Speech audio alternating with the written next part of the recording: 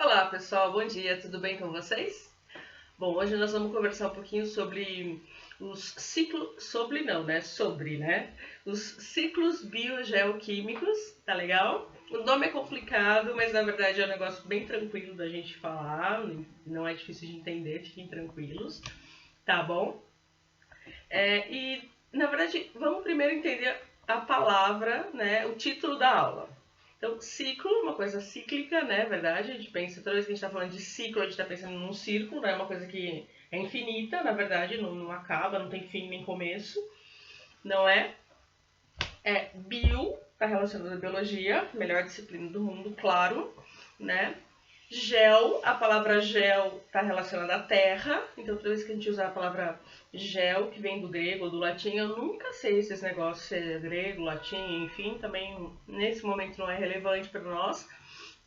Então gel está relacionado à terra e químico porque está envolvendo algum elemento químico e algumas reações químicas, né? Alguns processos químicos.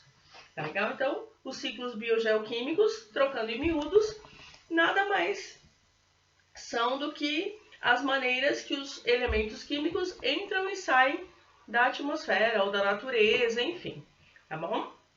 Já dizia nosso grande mestre Lavoisier, né, pela lei da conservação da matéria, que nada se cria, nada se perde, tudo se transforma. E é isso mesmo que a gente vai falar nessa aula, ok? Na verdade, todos os elementos químicos eles possuem seus ciclos, tá?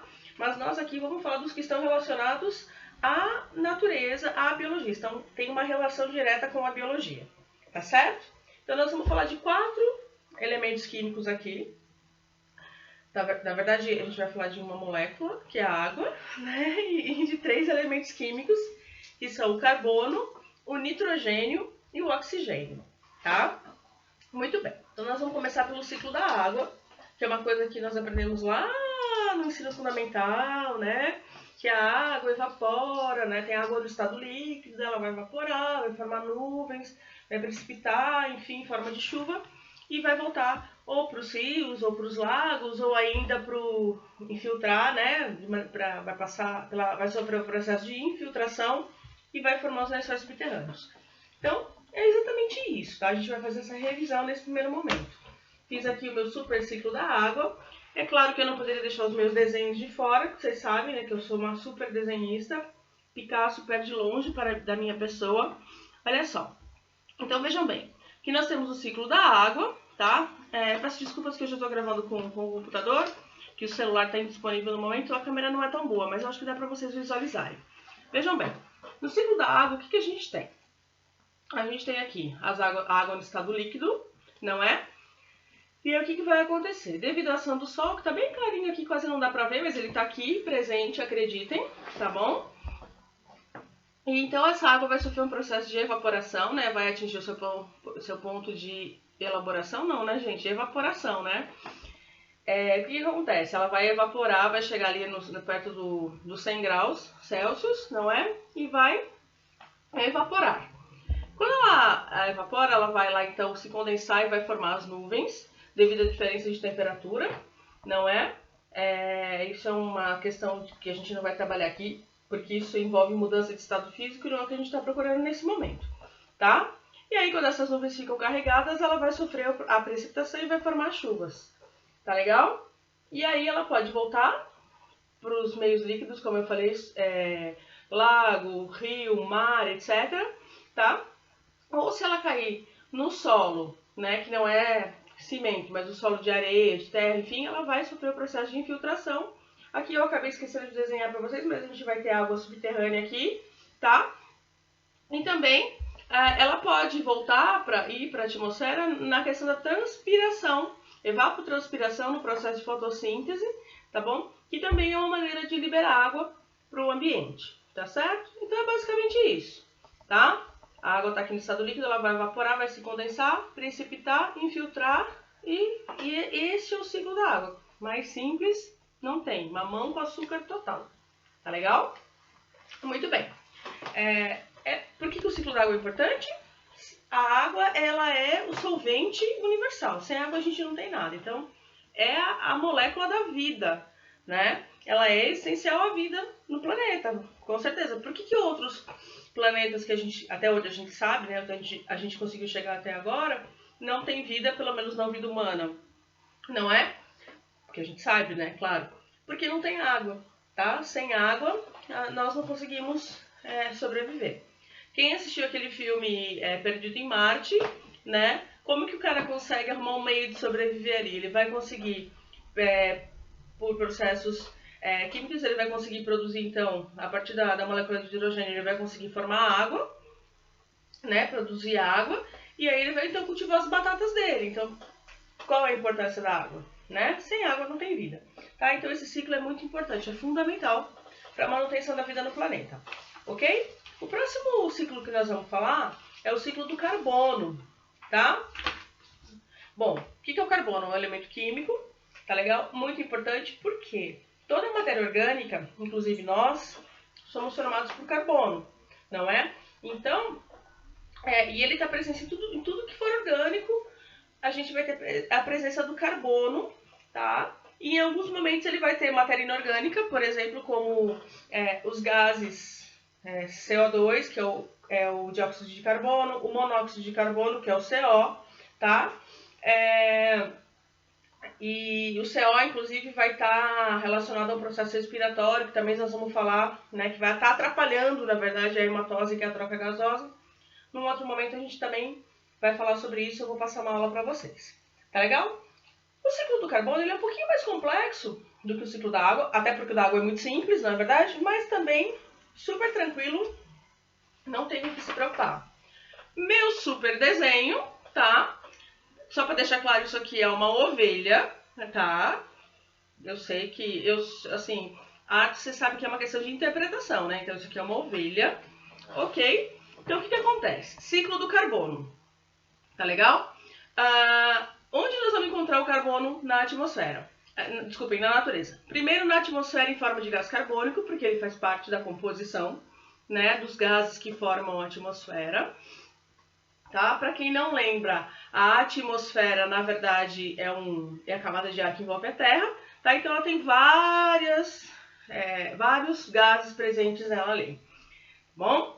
Então, esse gás está presente na atmosfera. Por que ele está presente na atmosfera? Porque ele faz parte da composição de gases e nós colaboramos, né, para emissão desses gases. Bom, como? A indústria colabora, tá? A queima de combustíveis fósseis também vai colaborar para a presença do gás carbônico, apesar de combustíveis fósseis liberarem o monóxido de carbono, mas não deixa de ser carbono, né? A fotossíntese, a respiração das plantas e dos animais vai estar liberando também CO2 na atmosfera. Isso aqui é um bichinho morto, tá? Só para vocês entenderem, deixa eu ver que bichinho que eu desenhei, que eu já nem me lembro. Ah, sim, é um patinho morto, super bem desenhado. Precisei olhar porque eu tava na dúvida se era um pato ou um ornitorrinco. Mas enfim. E aí, então, quando essa matéria orgânica vai se decompor também, vai pro solo, né? Então, reparem que ele não tá só no ar, mas ele também tá no solo, né? E quando ele vai pro solo, essa matéria orgânica, por exemplo, vai formar o adubo, né? Que é de extrema importância também para a natureza. E, então, todas essas formas aqui estão liberando o gás carbônico para a atmosfera. Mas esse gás vai sair em algum momento. E quem é o responsável por retirar esse gás da atmosfera? Os vegetais clorofilados que vão realizar o processo de fotossíntese, tá? Então, durante o processo de fotossíntese, os vegetais vão retirar esse gás carbônico da atmosfera, tá? Então, ele vai sair da atmosfera através da fotossíntese e vai voltar para a atmosfera através do quê? Decomposição de matéria orgânica, queima de combustível fóssil, respiração e atividade industrial. Tudo bem? Simples também, né? Tranquilo. O próximo componente que nós vamos falar é o gás fundamental para a nossa existência. Qual que é mesmo? Qual? Oxigênio, claro, né? Sem oxigênio, nós, seres aeróbios, lindos, maravilhosos, não podemos sobreviver. Inclusive, falei disso numa outra aula sobre respiração celular e fotossíntese. Depois dei uma olhadinha lá, tá? O gás oxigênio tá aqui, tá bom? Tá meio aqui, focou. Vejam bem, uma vaca, ok? Uma vaquinha, tá certo? Então essa vaquinha, ela tá aqui respirando oxigênio, não é? Então ela utiliza na respiração. Como é que a gente vai encontrar esse oxigênio na atmosfera? Nós vamos encontrar na forma de O2, né, que é o gás oxigênio, que está presente na composição dos gases. Nós vamos encontrar oxigênio na camada de ozônio, que nada mais é do que O3, também é importante, tá? E como que ele vai parar na natureza? Através da fotossíntese. O processo da fotossíntese libera, então, o gás oxigênio, que nós vamos utilizar na respiração. Tá legal? Então, uma coisa super, super, super importante. Os vegetais, assim como os animais, respiram oxigênio, pessoal. Plantinha não respira CO2. Plantinha assimila CO2, mas ela respira, assim como nós, oxigênio. Por quê? Porque para que haja, como é que eu vou dizer? Realmente a produção de energia, né, para o nosso organismo, a gente precisa da presença de gás oxigênio para a gente conseguir produzir ATP lá na mitocôndria. Outro assunto tratado na minha aula, fotossíntese versus respiração celular. Isso fica muito claro lá. Ok? Show! E por último a gente vai falar de um componente que é o que está em maior quantidade na atmosfera, 78% do gás. Dos gases que compõem a atmosfera, desses gases, 78% é gás nitrogênio, N2, tá? Que para nós é importante para algumas atividades metabólicas, no entanto, nós não conseguimos fixar esse bonito desse gás de forma nenhuma sozinhos. A gente não consegue fixar, mas a gente precisa dele, porque ele tem algumas funções dentro do nosso organismo que a gente vai trabalhar em umas outras aulas. Se a gente não consegue, como é que nós vamos fazer para absorver esse cara? Mais uma vez, a gente vai precisar de ajuda de outros carinhas aí. Claro que um deles são os vegetais, então repare como os vegetais são importantes para a nossa existência, tá? E animais herbívoros também acabam ajudando na assimilação desse nitrogênio, tá? Então esse cara aqui é um pouco mais complexo. Nesse eu nem usei fazer desenho, tá? Porque é bem difícil, né? Tem que fazer um monte de bicho aí, árvore, enfim, tá? Mas vamos lá, ó. O nitrogênio atmosférico N2, tá? Então ele está presente na atmosfera, ele compõe a nossa atmosfera. Muito bem, mas como é que acontece esse ciclo do nitrogênio? Bom, o que vai acontecer? A gente tem algumas bactérias que a gente vai chamar de fixadoras, primeiro, tá? Que vão conseguir fixar esse nitrogênio. Como é que ocorre essa fixação? Ela vai acontecer através de bactérias que estão presentes nas raízes das leguminosas. E o que são leguminosas? A gente fala de leguminosas, a gente pensa em legume, né? De fato são legumes. Só que a gente tem que tomar cuidado porque a cultura popular nos ensina alguns conceitos diferentes do biológico, na verdade. Muitas vezes o que a gente chama de legume não é legume, é fruto, é raiz, não é? Muitas vezes o que a gente chama de grão não é grão, tá? Biologicamente falando, leguminosas são plantinhas que produzem vagem, que produzem bainhas, né? Baias. Então quem é? Feijão, soja, tá? Vagem, ervilha, todas essas são plantas leguminosas, tá legal? E essas plantas, elas têm em suas raízes algumas bactérias que a gente chama de bactérias fixadoras, tá? E aí, o que vai acontecer? Essas bactérias fixadoras, elas vão então conseguir reter na raiz dessas plantas o nitrogênio, tá? Aí, tanto é que essas bactérias, essas leguminosas, são muito importantes depois em rotação de culturas, que vocês já devem ter visto aí, talvez, em algumas aulas de geografia, que é o sistema de plantation, que existe nos Estados Unidos há algum tempo, ou rotação de culturas, que a gente pode falar numa outra aula aí, tá? Então, o que acontece? Elas vão fixar, nesse primeiro momento, o nitrogênio, só que o nitrogênio em si não dá pra gente usar. A gente consegue usar a amônia e o amônio, tá? NH3 e NH4. Pô, Pro, mas como que eu vou lembrar que o NH3 é a amônia e que o NH4 é o amônio? Tá? Tá aqui, ó, NH3 e NH4. Mamão com açúcar. Como é que diz aquele ditado popular? Ladies first. Damas primeiro. Então, quem vem antes? O 3 ou o 4? O 3. Então, NH3, amônia. NH4, amônio. Ok? Então, as bactérias que fixaram, né, vão converter esse nitrogênio em NH3 e NH4 a partir da decomposição de alguns animais herbívoros que vão evacuar, né? Então, toda essa decomposição da matéria orgânica, do cocôzinho, né?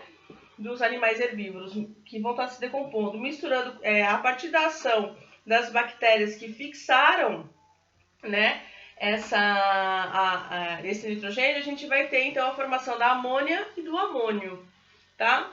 A partir daí, a gente vai ter uma ação de uma outra bactéria, chamadas bactérias nitrificantes, tá? Que vão transformar a amônia e o amônio em dois sais, o nitrito e o nitrato, que aqui não dá para ver muito bem, mas é o NO3 e o NO2, tá? Nitrito e nitrato, tá legal? Que vão, então, agir, né, no solo, etc e tal, e depois vão voltar para a natureza através de um processo de denitrificação, tá? Que vai transformar o nitrito e nitrato em N2 e também em NO2, tá? Que é o dióxido de nitrogênio, tá certo? Então tem todo um processo aí, tá? Mas para que serve tudo isso, né? Fica lá entrando no solo, participa e tal. Aí esse nitrito, esse nitrato e o NH3 e NH4, eles vão participar, as plantas vão acabar absorvendo esses nutrientes que vão ser transformados em outras substâncias que a gente vai utilizar como nutrientes depois, tá bom? A gente pode falar numa outra aula, para essa aqui não ficar muito extensa, sobre o ciclo do nitrogênio especificamente, que ele é um pouquinho mais complexo.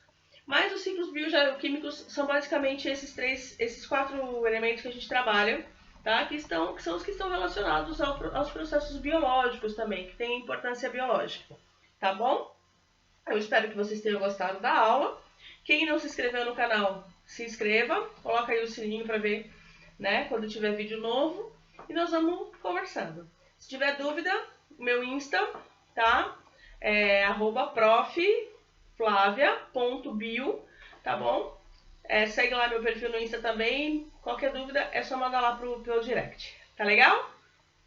Beijo grande pra vocês. Até a próxima, pessoal!